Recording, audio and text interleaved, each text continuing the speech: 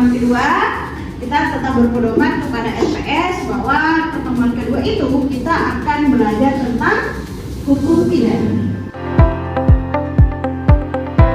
Pidana itu apa sih? Ya, jadi hukum pidana itu adalah pertama, menentukan perbuatan yang dilarang.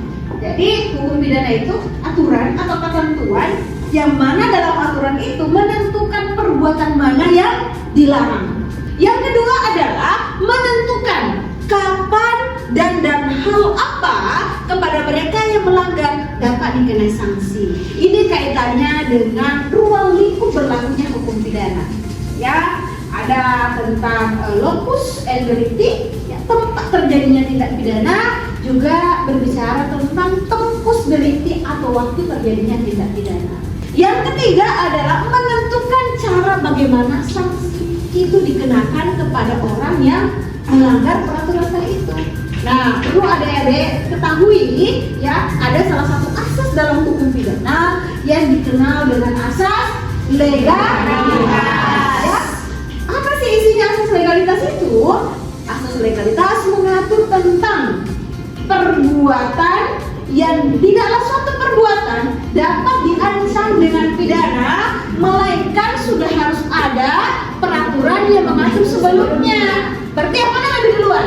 Perbuatannya atau peraturannya? Nah, ada beberapa pembagian atau jenis dari hukum pidana itu.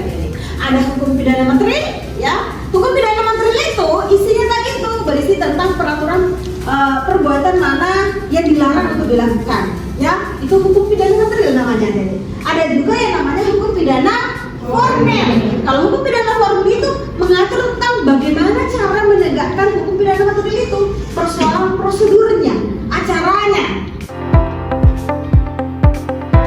Kenapa sih hukum pidana itu ada gitu loh?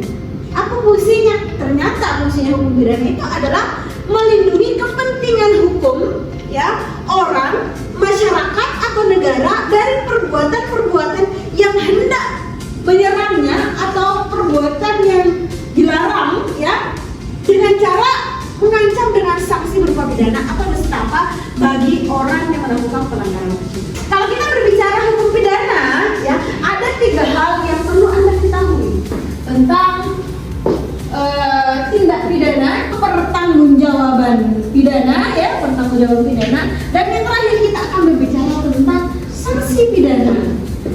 Terakhir nih, ada yang mau bertanya? Silakan. Ada Bu. Oke, silakan.